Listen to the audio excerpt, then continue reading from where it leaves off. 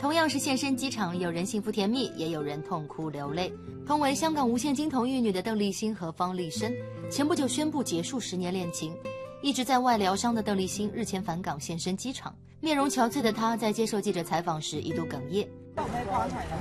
其實要回應呢件事唔係一件咁容易嘅事，因為其實發生得好快，喺我哋要決定我哋分開同埋公司公佈呢件事，直至到要回應，其實我覺得自己未係有足夠時間去消化，咁所以我都自己離開咗10幾日，希望自己可以冷靜啲去處理。感情如人飲水，冷暖自知。鄧麗欣和方力申的10年愛情，終究沒能抵過生活的瑣碎和摩擦。除咗我哋本身嘅愛情之外，可能會加插咗好多我哋嘅其他嘅故事、電影或者歌曲，我哋合作嘅嘢。